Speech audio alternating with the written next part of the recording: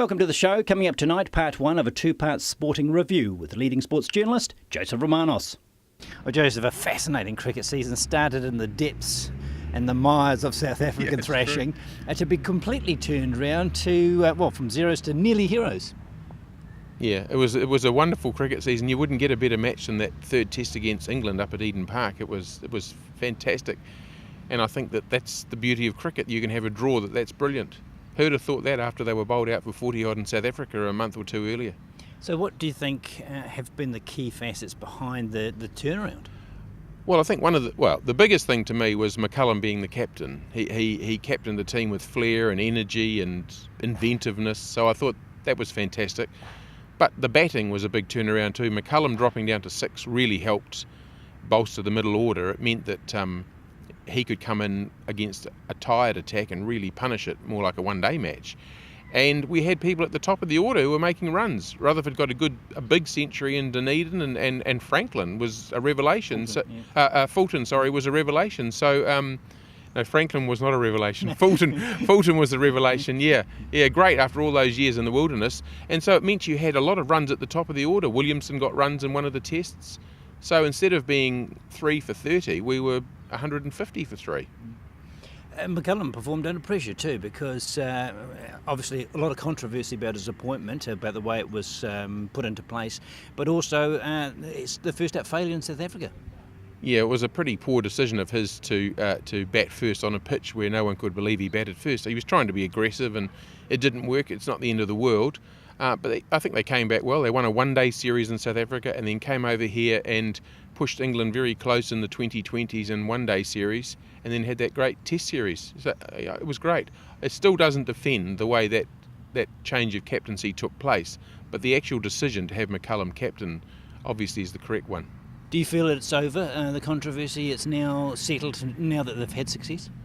No, I don't. The New Zealand cricket was so dishonest over all that, and they spun things so much. And I mean, just even during the second test, Bob Carter came up to Ross Taylor and apologised for the way that things had been done and what had been said and some of the mistruths and so on. And I think that actually put Taylor into a bit of a spiral again. I mean, it's the last thing he probably needed in the middle of a test series. But it tells me that there's still lingering bad feeling there. You want Taylor playing well. He's a good batsman. He's averaging in the mid-40s. You want him playing well, and he's not playing well at the moment, and therefore people aren't trusting other people in the team, so it's not a good environment in that respect. Let's talk about that third test. Bit of debate about whether you should make them follow on, and did they bat too long. I think you got it pretty well right. We just dropped some catches. Yeah, well, Pryor played on. Pryor saved the match for them in the end, and he played on and should have been out. I mean, how often would you play on and the ball hit the stumps that firmly and the bails don't come off? So that's the first thing. Personally, I always think this, Tom, I think they batted on too long. I don't think you need to be 480 ahead. I mean, if they get 420, they're basically going to be setting a world record to win a test. If they're good enough to do that once in a century, good luck to them. But, I mean, they try to make it so safe that in the end they give England no option but to bat it out rather than just give them a sniff of if we bat well here we could win it, and so keep them interested. Having said that, you're right. I mean, they had plenty of opportunities to win that match. They dropped Bell. Brownlee dropped Bell at third slip before lunch, which really was a critical moment. Then, as I say, Pryor playing on and the bails not coming off. I mean, who would write that script? But there was pressure on the fielders, and Williamson dropped a catch, but very rarely have New Zealand been in a position to nearly grasp a series, so you can understand a few nerves. Yeah, I mean, let's not forget they took 2 virtually impossible catches the night before to set up that chance to win on the last day. I mean, that catch Southey took, just caught it like you'd catch a rugby ball or something, fielding a few centimetres from the bat the night before was incredible. So overall, it was a good effort, and it was a hard slog, 140 odd overs. That's a long time. The odd thing is not going to go right in the field in all that time. And it was a good advert for experience, isn't it? Because not only did Fulton excel, Martin came from nowhere and played a big part in that series. He played a big part in the series. You would have liked him to have done more on the last day. He bowled a lot of overs and he bowled quite accurately, but he didn't spin the ball enough, which was disappointing really, because he'd bowled so well in the first 2 tests. I felt a wrist spinner would have won us the match on the last day. We don't have one though, do we? Todd Astle could be playing. Yeah, well, he seems to have dropped out, wasn't he? He was quite a success when he started, and now he hardly gets a mention. Yeah, I mean, I don't know why. He's a good bat, he's a sensible guy, and he bowls wrist spin quite well. A little bit slow, but if you've got a team trying to defend, that's just what you want, really. So I'm disappointed they've written him off. And I think a big tick in the box of Test cricket being here to stay. You can have all your other arranged matches, but to have a finish like that really gets people engrossed. Well, it does, and people weeks later still talking about it. I mean, you could have a finish like that in a 2020 game, everyone thinks it's great, and then 5 minutes later they've moved on to other things in their life. But when the match takes 5 days to reach that point, it's really significant, and you could see it just around the offices around the country following that match. I mean, that had the country spellbound. I think even England admitted that you take the series as a whole, and New Zealand came out on top points-wise. Oh yeah, I thought we won the series 2-1 really. We were better in the first test, they were better in the second, and we were better in the third. We were the better team in that series. Does that all go well for when we two are there, or are the conditions significantly different to make it a completely new challenge? I think it'll be totally different and much more difficult for New Zealand, and they've got the Ashes series coming up. Those guys will be really keen, jockeying for positions, trying to justify their places in that England team. But in England conditions, I think that'll be a big challenge for New Zealand. One plus, though, is that swing bowlers go well, and we're looking at Bolt and Southey having some success recently. Yeah, Bolt, Southey, I thought Wagner was great in that series. He comes in, it doesn't matter if it's 5:30 in the afternoon and he's bowled 24 overs, he still charges in and he's aggressive. And then there's some others, there's another 5 or 6 pace bowlers we've got in the wings who are also very good. We're not short of pace bowlers, we don't have one penetrating spinner, unfortunately. That's the area of weakness for us at the moment.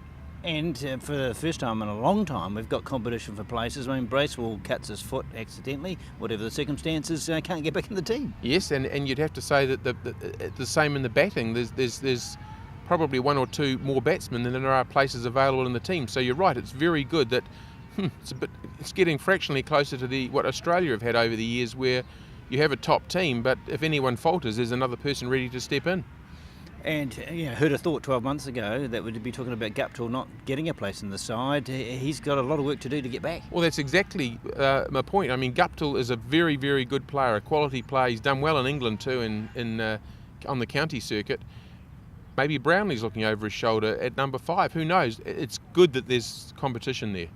And there's another player that could come back, but will he? Jesse Ryder. Do you really see him playing international cricket ever again? Well, before he got bashed up in Christchurch the other day, I didn't think he'd ever play for New Zealand again, and I think it even less now. I just don't think it's on his radar. He's what's required to be in the New Zealand team isn't what he wants to give. But he's got to look at it career-wise. I mean, he's just lost a big payday over in India. The opportunities are going to run out shortly, and his options for other work might be limited. Well, the the 2020 circus around the world seems to be expanding. I mean, I'm sure that Jesse Ryder would be picked up if he was healthy and fit and so on. I mean, he'd be picked up to play in the Big Bash in Australia. I'm sure they would love him over there. There's quite a lot happening in Asia, Bangladesh and Sri Lanka and so on. They've got 2020 competitions. I can't imagine that he's going to run out of work, actually. He's such a brilliant short version of the game player. You think he'd be in demand. And the circumstances under which the assault, which is an unforgivable act of violence, let's talk about that, but is the question mark, should he have been there? Does he need to avoid those situations? Where do you think that, how do you interpret that, the whole scene? At first glance, you thought, well, where's all, if he's got this acknowledged drinking problem and it's midnight, where's all his teammates and team officials and so on? So you thought, well, that was poor. But once you looked into the situation a bit more and you find out he'd been with some teammates, they were just walking across the road together and he ducked back. I mean, it was just a freak happening. And I mean, I suppose there's idiots that you're going to be subject to that if you're Jesse Ryder anywhere, really. I think it was just an unlucky situation. It's good, though, that he has made a quick recovery back in Wellington now, so signs are good. Yeah, he seems really good. He's a tough nut, I'll tell you that. He's a tough nut. Do you think that maybe that may be his way back? Is that he's got a point to prove now that he's back and fit and wants to play more?